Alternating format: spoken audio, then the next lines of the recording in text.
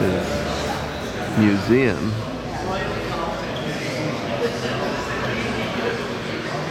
This is in Pasadena. He has a fabulous collection.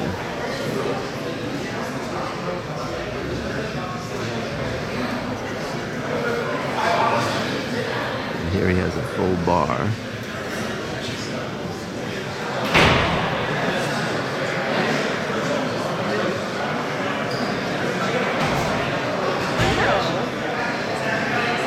Mercedes 300 convertible. Ford.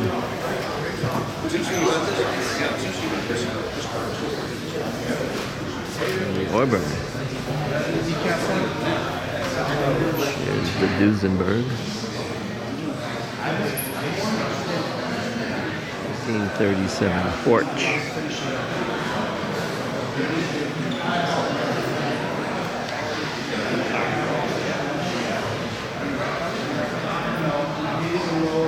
The Auto Union, of course that's where the Audi comes from.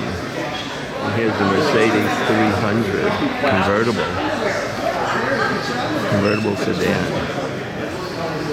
And this is the Rolls Royce Sedanka DeVille. I just like the Rolls Royce convertible. And with the horizontal grille.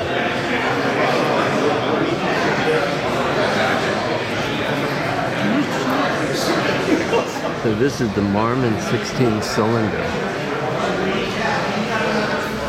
It's a two-seater convertible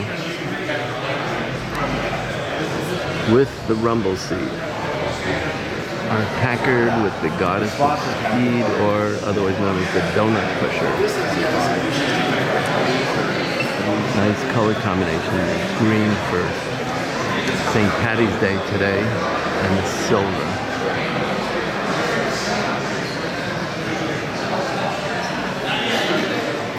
Rumble seat open. This is the 1933 Cadillac V16, the biggest they made.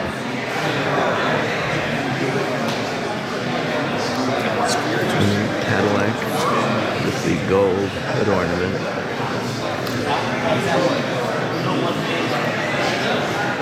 More Cadillacs with a different hood ornament. Another V16 Cadillac Roadster rumble seat. Rolls Royce convertible. An unusual blue color, and two Mercedes.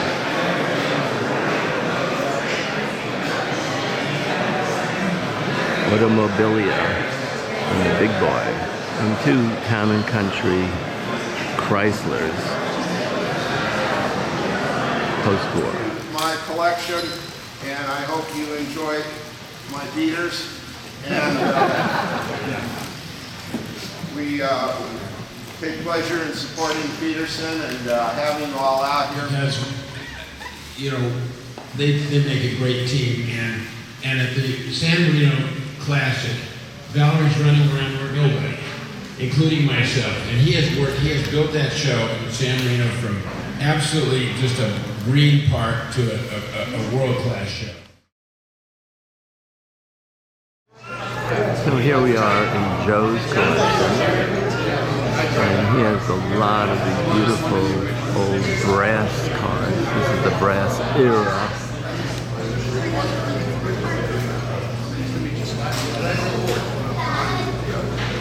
Here's an auto truck and a white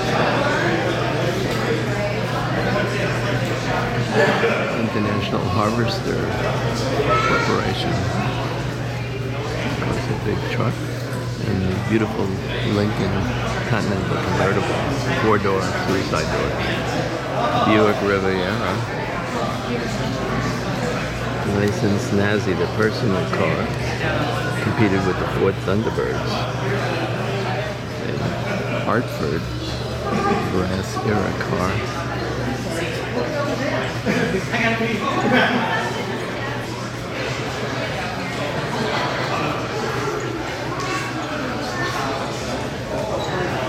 And this is what they used to refer to as a horseless carriage, as you notice. It looks like a carriage, and it's a 1916 Roush and Lang. Here's one of those early electric cars. And the driver would actually sit back here, and the tiller was the steering wheel.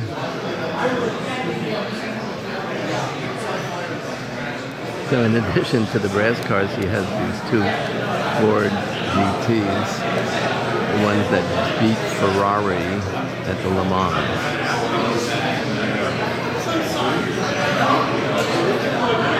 The 1914 Packard.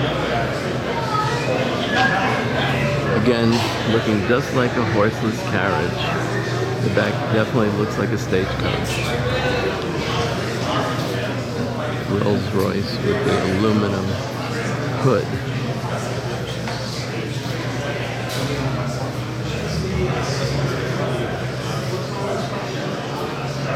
There's legroom in this convertible. Who knows what fun activities went on. Can you imagine driving behind one of these?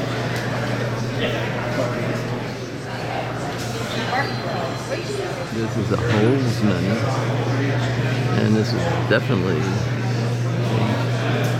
Surrey with the fringe on top. But again, this really qualifies as a horseless carriage. Big wheels, just like the buggies. Brass headlights. Hear me out. No steering wheel. This is a tiller to turn the front wheels. No, those are brake shoes, right there. Funny pattern for the back window.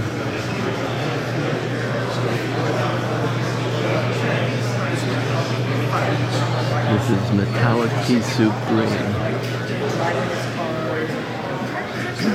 So we know why these are called brass era cars.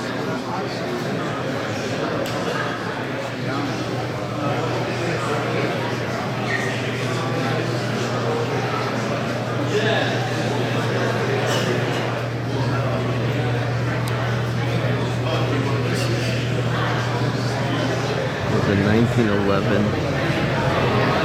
Rambler Model 65.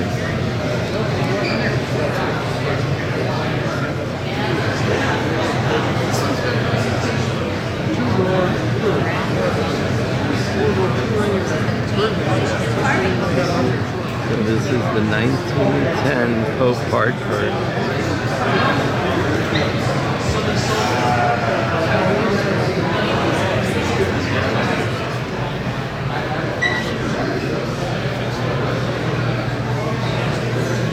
And we have the jump seats.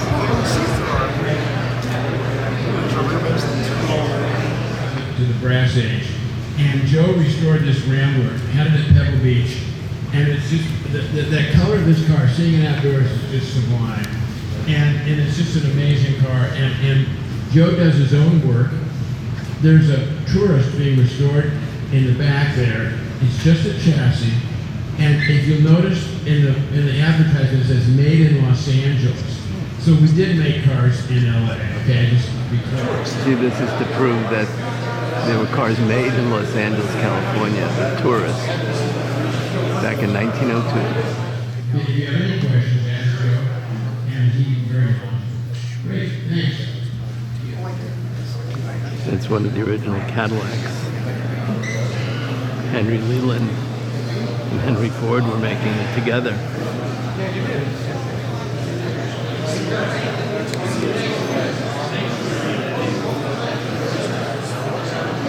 The 1914 Cadillac. Oh, wait,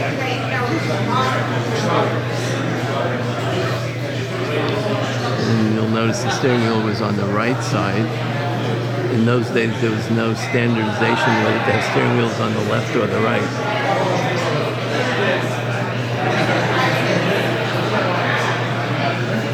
Yellow car is a brush, B-R-U-S-H. And I think almost not forget the blue.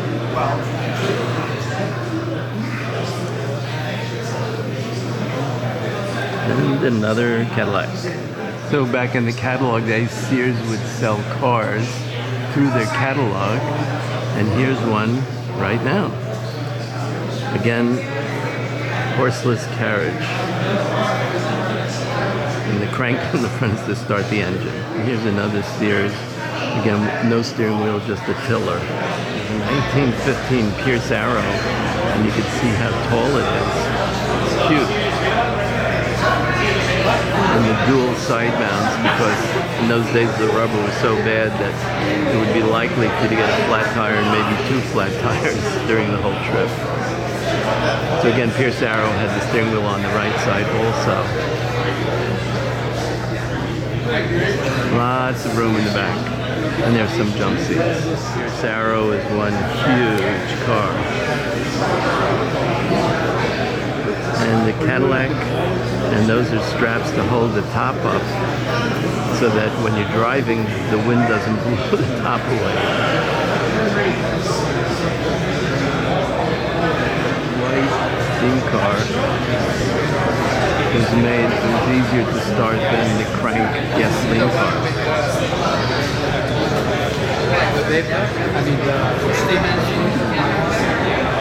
Lots of participation in Pebble Beach Concours d'Elegance. Lots of awards.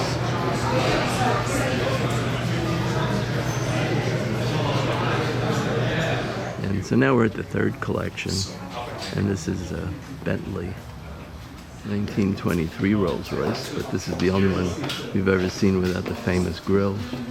Just the honeycomb is showing for the radiator. There's a complimentary jacket.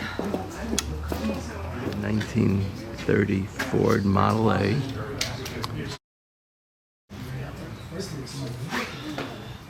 Actually, it's a coupe. Funny spinner, so when the car's driving, the propeller would turn. And this little room is called a man cave, where you could sit and relax. We have a kitchen, bathroom, and all the models. And the Wurlitzer jukebox. This one's called a Rockola. This is a green Porsche in honor of St. Patrick's Day. All the memorabilia, automobilia, and a clock. Coin-operated toys. This is a 1904 Pope Toledo Type 4.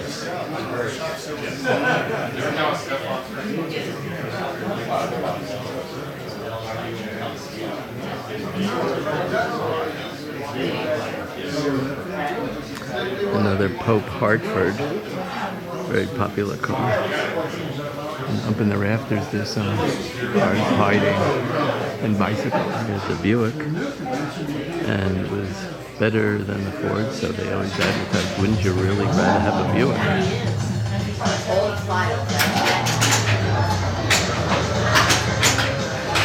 The bathtub Porsche. And the Shelby Cobra.